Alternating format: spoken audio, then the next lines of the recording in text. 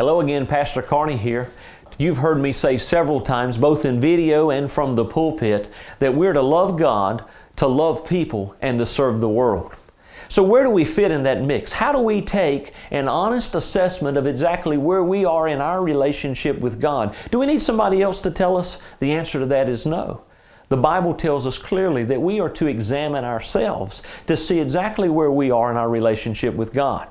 And you know, I think I can take these three simple things of love God, love people, and serve the world, and I can equate them to different pieces of the ministry we do at Arthur Christian Church. For instance, in loving God, that primarily is going to be taught in our worship service. It's going to be in that time in our worship hour where you come to church, where you're seeking that relationship to really be in love with God. Now, we're going to talk about love of relationship with others, and we're going to talk about serving the world.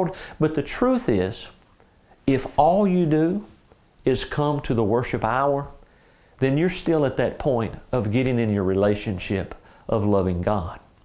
You see, when you're ready to move past that relationship of just you loving God and receiving God's love, and you're ready to start learning to truly love people and to be able to serve people, that moves past our Sunday morning attendance.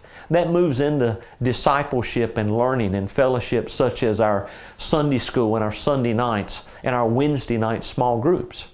And you see, many of you are not taking advantage of these great opportunities, but they're really the second piece where we get to move past our relationship with God and we focus more on that fellowship and that time together where we can learn to love others.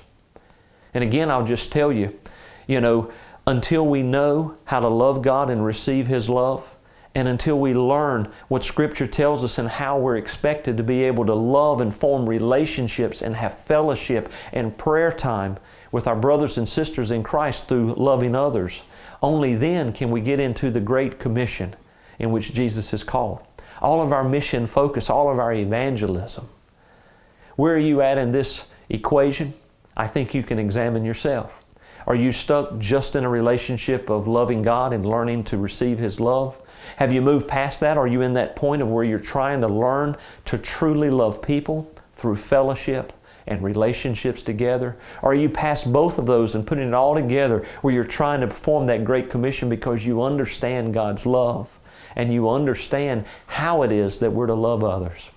I told you several months ago, one of my missions over the next year is for Arthur Christian Church to be a community similar to Acts 2 and 42. When we look at Acts 2:42, it says the first church, the apostles were together, or the members of the church were together studying the apostles' doctrine, of breaking bread together, of praying together, and fellowship together. All of this is touched on just in such small doses on a Sunday morning during the worship hour. To truly get that first church experience, we've got to experience our church more than just an hour a week. So wherever you are, would you find out what it is you need to do next?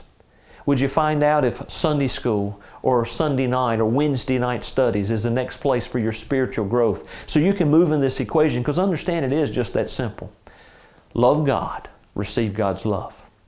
Love people, all people.